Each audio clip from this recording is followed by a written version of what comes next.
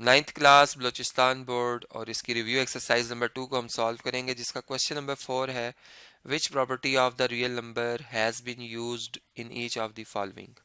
यानी जो भी स्टेटमेंट्स आएंगी इनमें हमने देखना है कि कौन सी रियल नंबर की प्रॉपर्टी जो है वो इस्तेमाल की गई है। जैसे यहाँ पर हम देख रहे हैं पहले पार्ट में कि 7 जो है वो लेस है 8 से, इम्प्लाइज -14 जो है वो ग्रेटर है -16 से। तो यहाँ पर कौन सी प्रॉपर्टी यूज़ की गई है, देखें अगर हम इसे अंडरस्टैंड करें कि 7 जो कि 8 से लेस है बिल्कुल ट्रू है।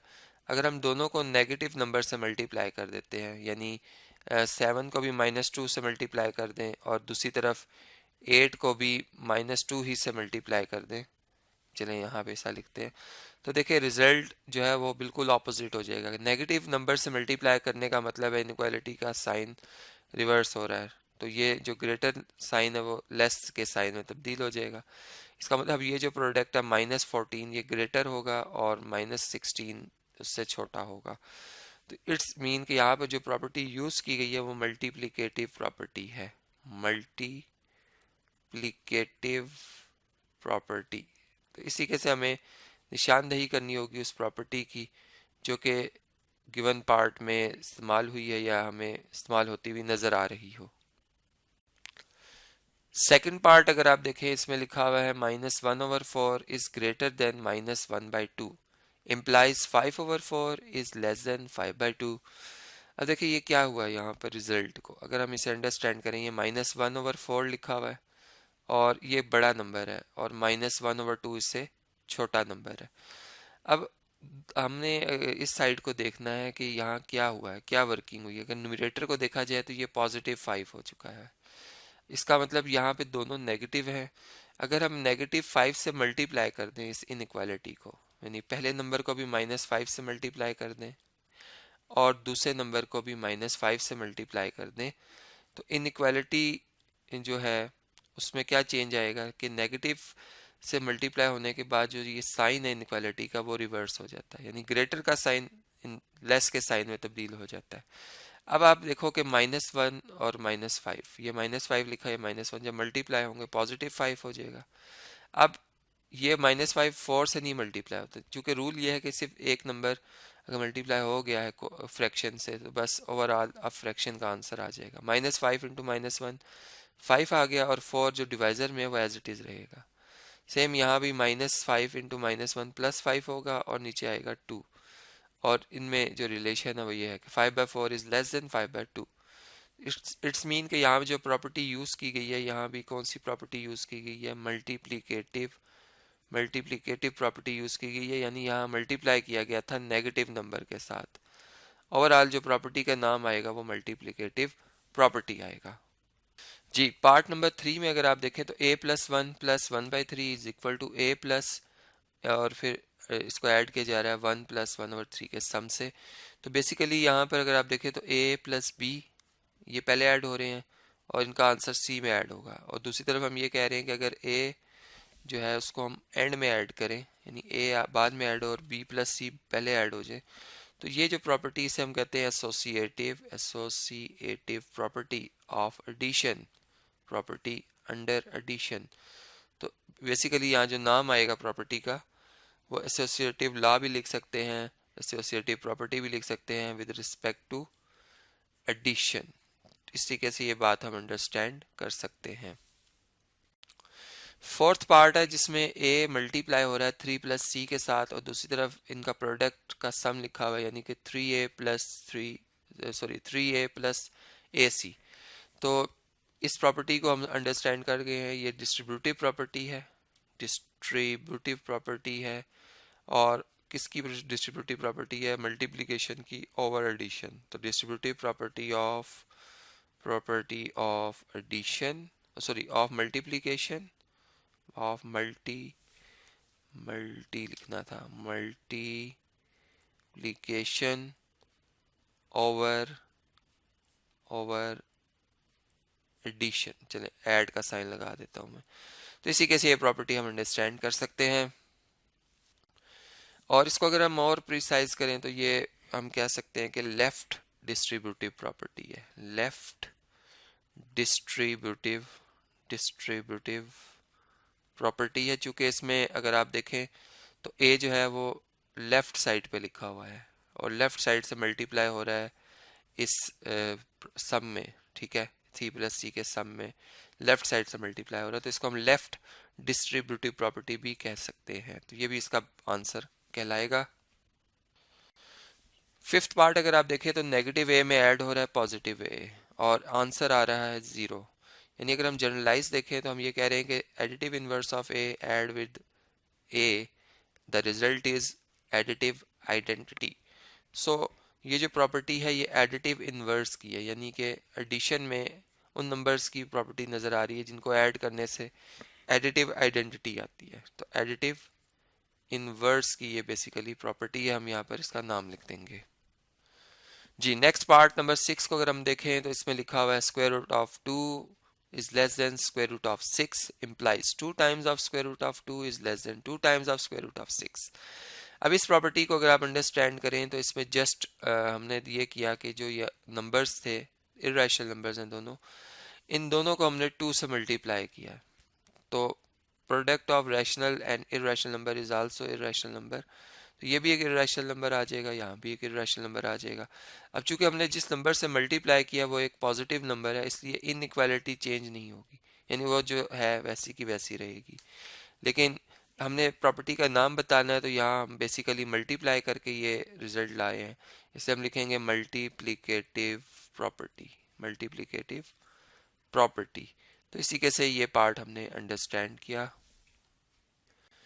जी। नेक्स्ट है पार्ट हमारा पार्ट नंबर क्वेश्चन नंबर 5 और इसका पार्ट नंबर 1 है सिंप्लीफाई करना है हमने जस्ट इसे। तो देखिए इसमें हम क्या बात नोट कर रहे हैं, हमने इसमें ये बात की है कि 1/2 इसकी होल पावर 3 है और फिर इसकी होल पावर 2/3 है, हमने इससे सिंप्लीफाई करना है। तो इसके लिए हम जो लॉ ऑफ एक्सपोनेंट्स हैं वो यूज़ करेंगे 1/2, ठीक है, बेस सेम, पावर्स आपस में मल्टीप्लाई हो जाएंगी, 3 और 2/3 आपस में मल्टीप्लाई हो जाएंगे। अब हम ये बात नोट करें कि 3 और 1/3 एक दूसरे के मल्टीप्लिकेटिव इन्वर्सेस है, 1 आ जाएगा और 2/1 2 के बराबर है, यानी फाइनली यहाँ पर 1/2 की पावर 2 आ जाएगी। अब स्क्वायर ले लेते हैं फ्रैक्शन का, यानी न्यूमरेटर का स्क्वायर लेंगे 1 का स्क्वायर 1, 2 का स्क्वायर लेंगे तो 4, तो आंसर हमारा आ जाएगा 1/4, ठीक है जी। इस तरीके से ये पार्ट हमारा कंप्लीट हो जाता है जी। नेक्स्ट पार्ट है क्वेश्चन नंबर 5 का, -4 लिखा हुआ है, इसकी होल पावर 4 है और फिर इसकी अगेन पावर 3/4 है। तो याद रखें कि -4 की पावर 4 लेंगे तो आंसर पॉजिटिव ही आएगा, क्योंकि नेगेटिव नंबर की इवन पावर लेने से आंसर इवन आता है, तो 4 की पावर 4 भी है और 3/4 भी है। अब हम मतलब हमने इस स्मॉल ब्रैकेट को पहले सिंप्लीफाई किया है, ठीक है, चाहे तो आप यहाँ पे स्क्वायर ब्रैकेट लगा लें। अब 4 जो है इसकी पावर 4 भी है और 3/4 भी, ये आपस में मल्टीप्लाई होंगे, तो 4 और 1/4 एक दूसरे के मल्टीप्लिकेटिव इन्वर्सेस हैं, 1 आ जाएगा आंसर। 3/1 4 की पावर मतलब 3/1, तो ये 3 ही रहेगी, ठीक है। 4/3 जो है अगर हम इसे सिंप्लीफाई करते हैं तो हमारा आंसर जो है रिजल्ट जो है वो आ जाता है 4 इंटू 4 इंटू 4, यानी 4 4 ज़ार 16, 16 को 4 से मल्टीप्लाई करें तो ये बनता है 64, तो ये हमारा रिजल्ट जो आता है ये आ जाता है 64। नेक्स्ट है पार्ट क्वेश्चन नंबर 5 का, जिसमें -a की पावर 2 है, फिर इंटू -a की पावर 3 है, फिर इंटू -a की पावर 6 है। हमने इनका प्रोडक्ट लेना है। देखिए तमाम नंबर्स जो हैं उनकी बेसिस एक जैसी हैं, यानी नेगेटिव a है, तो इनकी पावर्स ऐड हो जाएंगी, 2 ऐड हो जाएगा 3 में और ये ऐड हो जाएगा 6 में, बेस जो है वो -a ही रहेगी। तो -a की पावर कितनी आती है, 2 + 3 5, 5 और 6 कितना होता है 11। अब इसको अगर हम मज़ीद सिंप्लीफाई करें तो नेगेटिव की पावर अगर ऑड नंबर हो तो आंसर नेगेटिव ही रहता है और a पावर 11 आ जाएगी, यानी -a पावर 11, ये इसका फाइनल आंसर आ जाएगा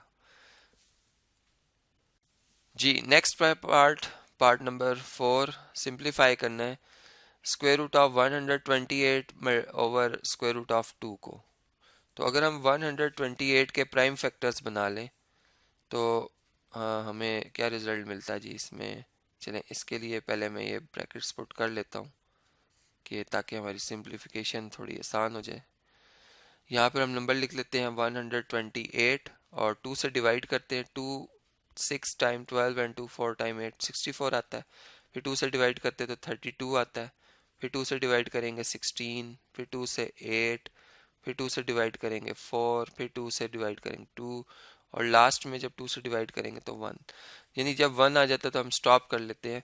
तो हमने देखा 2 कितनी दफ़ा डिवाइड कर रहा है 128 को, 1 2 3 4 5 6 7, ठीक है।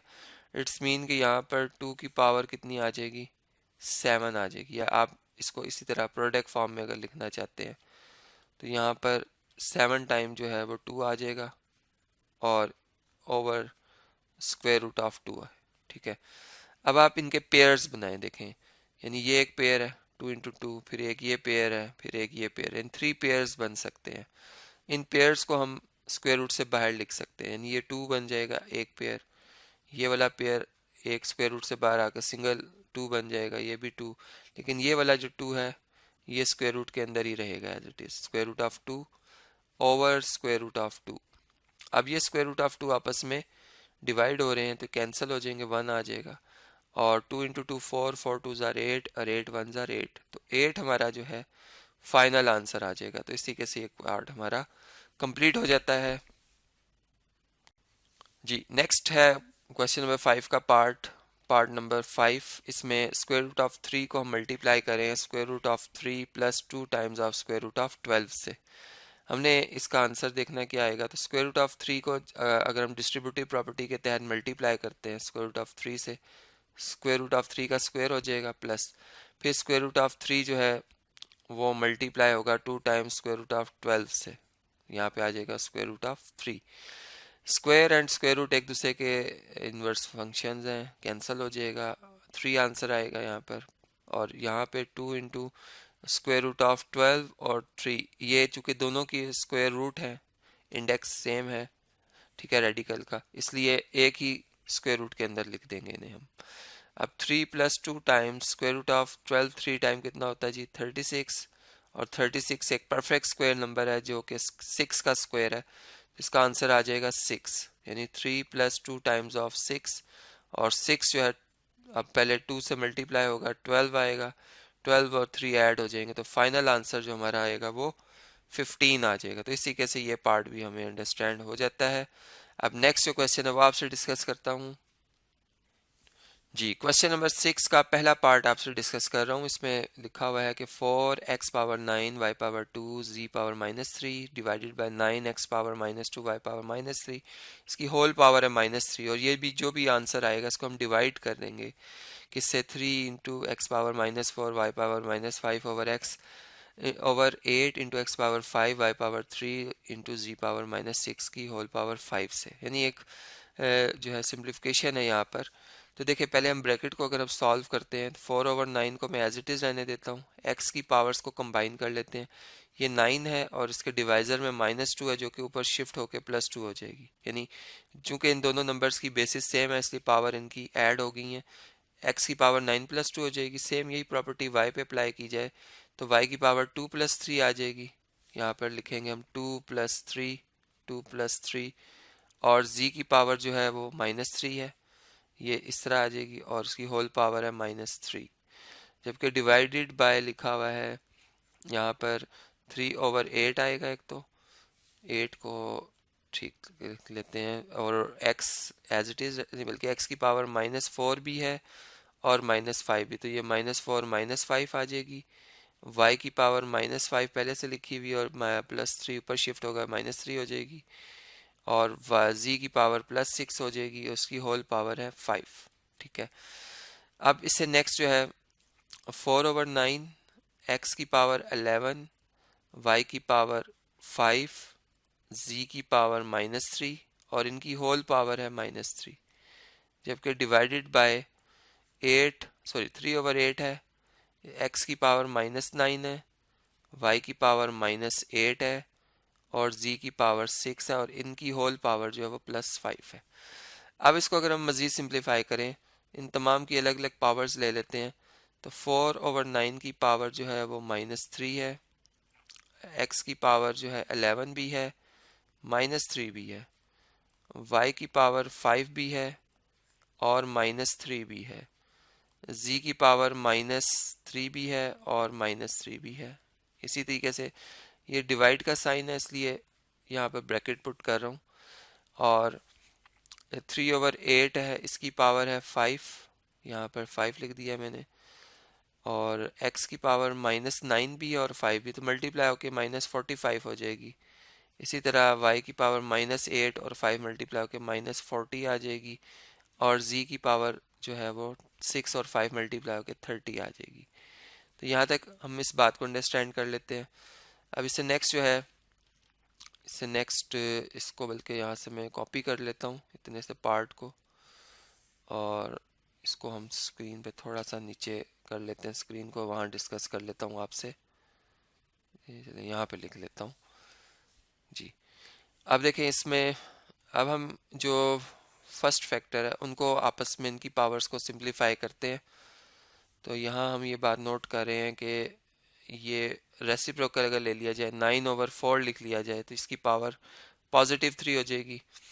इसी तरह ये x की पावर -33 हो जाती है, 11 3 y की पावर -15 आ जाएगी, 5 3 15, ठीक है, ये -3 था, ये 5 से मल्टीप्लाई हुआ है। इसी तरह z की पावर -3 से मल्टीप्लाई कर +9 होगी। अब ये डिवाइड का साइन है, जब ये मल्टीप्लाई में शिफ्ट होगा तो रेसिप्रोकल्स आएंगे, यानी कि अगर ये 3/8 लिखा है तो उसको आप 8/3 लिख सकते हैं, 8/3 और इसकी पावर 5, ठीक है। इसी तरीके से यहाँ पर x की पावर का साइन चेंज हो जाएगा, अगर माइनस है तो ये +45 हो जाएगा। इस तरह y की पावर भी +40 हो जाएगी और z की पावर -30 हो जाएगी, ठीक है। रेसिप्रोकल्स आ गए यानी सारों के। अब हम यहाँ पर ये देख रहे हैं कि 9/4 है और ये 8/3 है, इनकी पावर्स 5 है, यानी 3 का स्क्वायर जो होता है वो 9 होता है, और इसकी पावर 3 भी है, तो 2 और 3 मल्टीप्लाई होकर 6 को हम 3/6 लिख सकते हैं। इसी तरह 2 की पावर 2 जो है 4 होता है, और 2 की पावर इसे हम 6 लिख सकते हैं। इसी तरह यहाँ पे अगर देखें तो 8 2 का क्यूब होता है, तो 2 पावर 3 भी और 5 भी है, तो 2 की पावर 3 5 ज़ा कितना होता है, 15 आ जाएगी, जबकि डिवाइज़र में 3 की पावर कितनी है, 5। इसी तरह x की पावर जो है -33 भी और 45, यानी 45 में से 33 कम हो जाएंगे। y की पावर -15 और 40 है, तो 40 में से 15 लेस हो जाएंगे, और z की पावर 9 है और 9 में से 30 लेस हो जाएंगे। अब इसको मज़ीद सिंप्लीफाई अगर हम करें तो ये बात हम देख रहे हैं कि यहाँ पर 3 की पावर जो है 5 इससे कैंसिल हो जाएगा, 3 की पावर 1 रह जाएगी, ओवर यहाँ अगर आप देखें तो ये 2 की पावर जो है, बल्कि ये 15 है और इसमें से 6 माइनस कर दिया जाए अगर, तो 2 की पावर जो है वो रह जाती है 9, 2 की पावर 9 आ जाएगी, ठीक है, 15 में से 6 लेस हो गए हैं। x की पावर जो है 45 में से 33 को अगर लेस करें 12 आ जाती है।